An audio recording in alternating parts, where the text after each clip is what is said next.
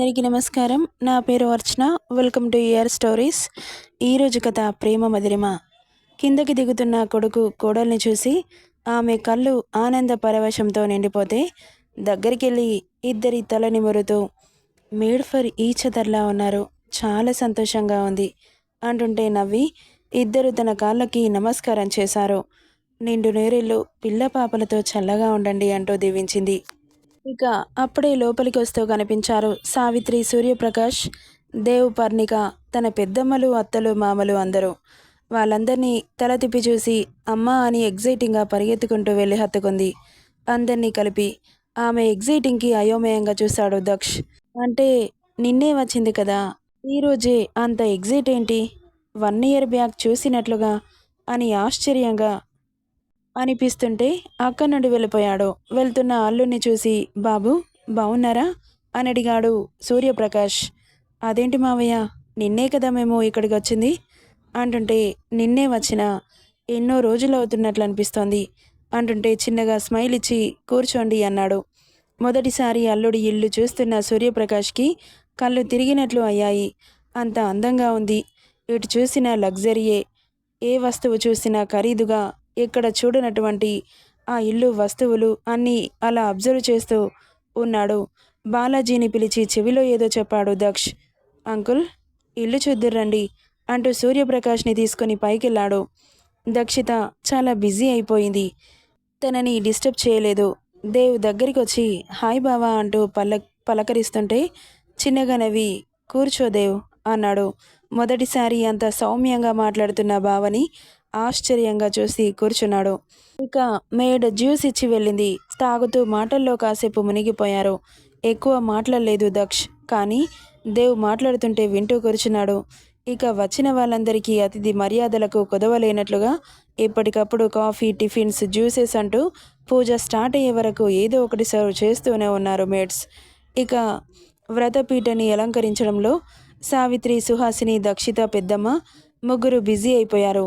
ఇక దక్షిత మిగతా వారందరికీ ఇల్లు చూపించడానికి పైకి తీసుకెళ్ళింది. ఇక అప్పుడే దక్ష్ మొబైల్ రింగ్ అవుతుంటే కాల్ లిఫ్ట్ చేసి బయటకెళ్ళిపోయాడు. ఇల్లంతా సందడిగా చూస్తుంటే బల్దేవ్ గారికి చాలా సంతోషంగా అనిపించింది. ఈరోజు కోసం ఎన్నేళ్లు తప్పించాడు. నా మనవడికి అందరినీ దూరం చేసి ఒంటరిగా నిలబెట్టాడు. కానీ వాడి పాపం పండి ఇప్పుడు ఒక్కొక్కరుగా వాడికి దగ్గరవుతుంటే ఇక నేను ఈ క్షణం ప్రాణాలు విడిచిన సంతోషమే అని కంటనీరు పెడుతుంటే మావయ్య ఎందుకలా బాధపడుతున్నారు అని అడిగింది అప్పుడే అక్కడికి వచ్చిన సుహాసిని. లేదమ్మా, నా మనవడికి ఎవరూ లేరని చాలా బాధపడేవాడిని.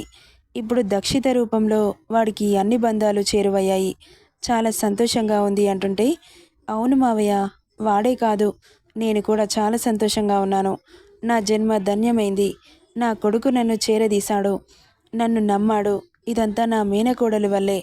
ఎన్ని కష్టాలు పడింది, అవన్నింటినీ దాటుకొని వాడి గుండెల్లో నిలిచింది అని వాళ్ళిద్దరి సంతోషానికి అవధులు లేకుండా పోయాయి. ఇక పంతులు గారు రావడంతో అబ్బాయి అమ్మాయిని పిలవని చెప్పారు. అమ్మ సిరి, రామ్మా, పంతులు గారు పిలుస్తున్నారు. వస్తున్నానమ్మా అంటూ పైనుండి అందరినీ తీసుకొని కిందకి వచ్చింది. ఇక వాళ్ళకి అరేంజ్ చేసిన పీట మీద కూర్చోమనడంతో కూర్చుంది. కానీ పక్కన దక్ష్ లేకపోయేసరికి ఎక్కడికి వెళ్ళారు అని చుట్టూ వెతుకుతుంటే బావా కాలుస్తే మాట్లాడుతూ బయటకెళ్ళాడు సిరి, నేను తీసుకొస్తాను అంటూ వెళ్ళాడు దేవ్. గార్డెన్లో అటూ ఇటూ తిరుగుతూ కాల్ మాట్లాడుతున్న దక్ష్ కనిపించగానే బావా అంటూ దగ్గరికి వెళ్ళాడు. అతని పిలుపుకి తల తిప్పి చూశాడు దక్ష్. నిన్ను పిలుస్తున్నారు బావా, వస్తున్నాను, నువ్వెళ్ళు అంటుంటే త్వరగా రా బావా అంటూ వెళ్ళాడు. ఇక తన రిలీజ్ అయ్యే మూవీ కాస్త ఇష్యూలో ఉందని డైరెక్టర్ చెప్పడంతో కోపం పీక్స్కెళ్ళింది దక్షకి. ముందు చూసుకునే పని లేదా? ఇలాంటి ఇష్యూ వస్తుందని ముందే తెలుసు కదా అంటుంటే లేదు దక్ష గారు, మూవీని అందరూ ఓకే చేశారు, కానీ ఒక అమ్మాయి మనం రిలీజ్ చేసిన టీజర్లో అమ్మాయిల మనోభావాలు దెబ్బతినే సీన్స్ ఉన్నాయని మీడియాలో వైరల్ చేస్తూ కోర్టులో కేసు వేసింది. మూవీని ఆపేయాలని ఇష్యూ చేస్తోంది అంటుంటే అమ్మాయా, హూ ఇస్ షీ అన్నాడు.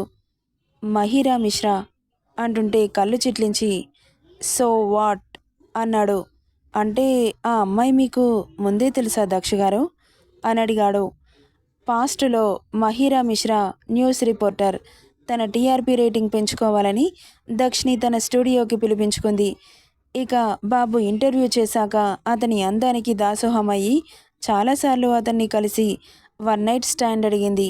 బాబు అప్పట్లో అందరితో క్లోజ్గా ఉండేవాడుగా, పైగా హ్యాండ్సమ్ గాయ్ కూడా. సో ఆ అమ్మాయి బాబుకి పడిపోయి పిచ్చి పిచ్చిగా వెంటపడింది. దక్ష్కి అలాంటివి నచ్చవు కాబట్టి విసిగిస్తుంటే తన స్టూడియోకి వెళ్ళి మరి అందరి ముందు చాచిపెట్టి కొట్టాడు. అంతలా సతాయించింది మరి. అంతలా ఏం సతాయించింది అంటే హీరోయిన్తో క్లోజ్గా ఉన్న ఫొటోస్ని పబ్లిష్ చేసి బ్లాక్మెయిల్ చేసింది. వాటన్నింటినీ బాబు పట్టించుకోడు కానీ అతను వాడుకొని వదిలేశాడని అమ్మాయిలకి డబ్బులు ఇప్పించి ప్రచారం చేసి మూవీ ఆఫర్స్ రాకుండా చేసింది. కొన్ని రోజులు ఇక ఈ పాప ఆగడాలు ఆగట్లేదని డైరెక్ట్గా స్టూడియోకి వెళ్ళి చాచిపెట్టి పీకాడు. తన లైఫ్లోకి తొంగి చూస్తే పాతి పెడతా అని కూడా స్ట్రాంగ్ వార్నింగ్ ఇచ్చాడు. అతని కోపానికి జడిసి కొన్ని రోజులు సైలెంట్గానే ఉంది. రోజులు కాదు, సంవత్సరాలు. ఇప్పుడేం పోయే కాలం వచ్చిందో మళ్ళీ మొదలుపెట్టింది.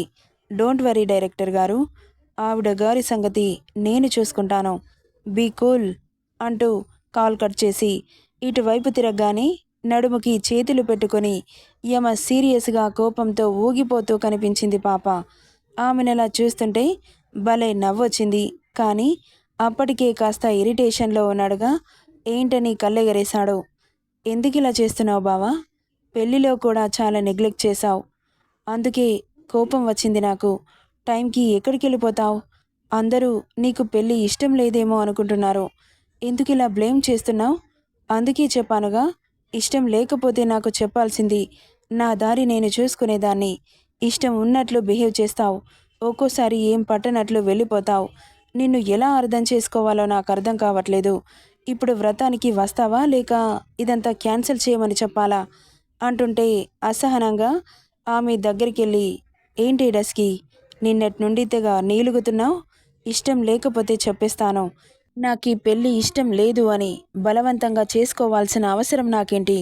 అర్జెంట్ కాల్ వస్తే మాట్లాడుతున్నాను. దానికెందుకు ఇలా ఫోర్స్ కొడుతున్నావు? నీకు నోరు బాగా పెరిగిపోతుంది. అదుపులో పెట్టాలి. పెడతాను, కంపల్సరీ పెడతాను. పద అంటూ ఆమె చెయ్యి పట్టి లాక్కుపోయాడు. అసలే పిచ్చ ఫ్రస్ట్రేషన్లో ఉన్నాడు. కోపాన్ని అణుచుకుంటూ ఆమెతో కాస్త సీరియస్గా మాట్లాడాడు. ఉత్త మనిషి కాదుగా, లేకపోతే చాచిపెట్టి పీకే అంత కోపం వస్తోంది అతనికి ఆమె మాటలకి. ఇక వస్తున్న వాళ్ళిద్దరినీ తల తిప్పి చూశారు. త్వరగా రండి బాబు, ముహూర్తం దాటిపోతోంది అంటూ ఇక ఇద్దరు కూర్చొని పంతులు గారు పూజ మొదలుపెట్టారు. బాడీ ప్రెజెంట్, మైండ్ ఆబ్సెంట్గా ఉంది అతనికి. ఎందుకంటే కొన్ని కోట్ల ప్రాజెక్ట్ మూవీ, దానికి నష్టం కలిగితే దక్ష పేరు పడిపోతుంది. మనీ రాకపోయినా పర్వాలేదు కానీ పేరు మాత్రం పడిపోకూడదుగా. ఆయన టెన్షన్స్ ఆయనవి. మూవీస్ అంటే ఆన్ స్క్రీన్ మీద ఉన్నట్లుగా ఉండదు. అందులో చాలా కష్టాలుంటాయి, చాలా టెన్షన్స్ ఉంటాయి. అందుకు మన బాబు అతీతమేం కాదుగా. సినీ ఫీల్డ్లో అందరూ ఒకటే. ఎవరి టైం నడిచినప్పుడు వాడే రాజు. ఇప్పుడు బాబు టైం నడుస్తోంది కాబట్టి ఏలుతున్నాడు బాలీవుడ్ని. ఎంతసేపు కూర్చోవాలా అని విసుగ్గా అనిపిస్తుంటే ఇంకా ఎంతసేపు అన్నాడు. తల తిప్పి అతన్ని కోపంగా చూసింది. ఎందుకిలా చేస్తున్నాడో అర్థం కాలేదామెకి. హ్యాపీగా వ్రతం చేసుకుందామంటే దక్ష బిహేవియర్ చాలా డిసప్పాయింటింగ్గా అనిపిస్తోంది. ప్రాణానికి ప్రాణమైన బావ ప్రతి మూమెంట్ని హ్యాపీగా ఆస్వాదించాలనుకుంది. పెళ్లి మూమెంట్ని కూడా స్పాయిల్ చేశాడు. ఇప్పుడు ఈ వ్రతం కూడా అని పిచ్చిలేస్తోంది. ఇంకో హాఫ్ ఎన్ అవర్ ప్లీజ్ బావా కూర్చో అని చాలా ఓపిగ్గా చెప్పింది. పాపకి ఈ మధ్యలో కోపం, ఫ్రస్ట్రేషన్ వస్తోందని కోపం వస్తోందా? మరి తను ప్రెగ్నెంట్ కదా. మూడ్ స్వింగ్స్ వల్ల అలా కోపం వస్తోంది. అప్పుడే బాధ, అప్పుడే సంతోషం, అన్నీ ఒకేసారి తన మీద దాడి చేస్తున్నాయి. ఏం చేద్దాం? ఎలా ఉంటుందో మీకు తెలుసుగా. మా పాపని అర్థం చేసుకోండి కాస్త. ఇంకా ఎంతసేపు వెయిట్ చేయాలా అంటుంటే, ఎందుకు బావా, నాతో ఇలా పూజలో కూర్చోవడం నీకు ఇష్టం లేదా? ఒసేయ్ మెంటల్ దానా, నీ కళ అర్థమైందా? నాకు కాస్త పనుంది, బయటకెళ్ళాలి అర్జెంటుగా అంటుంటే, ఏంటి వెళ్ళేది? 2 days వరకు ఎక్కడికి వెళ్ళకూడదు అంటుంటే, అమ్మ కథ మీద దృష్టి పెట్టండి అన్నాడు పంతులు గారు. ఇక అలా చెప్పించుకోవడం మంచిది కాదని సరే అంటూ తలూపి పూజలో లీనమైంది. ఇక ఎప్పుడు పూజ అయిపోతుందా అని చూసిన దక్ష్ వ్రతం పూర్తవడంతోనే అక్కడి నుండి లేచి వెళ్ళిపోతుంటే బావా ఎక్కడికి అంటూ పిలిచింది. నెక్స్ట్ పార్ట్లో ఏం జరుగుతుందో చూద్దాం. ఈ స్టోరీ ఎలా ఉందో కామెంట్ చేయండి guys. Thank you for listening.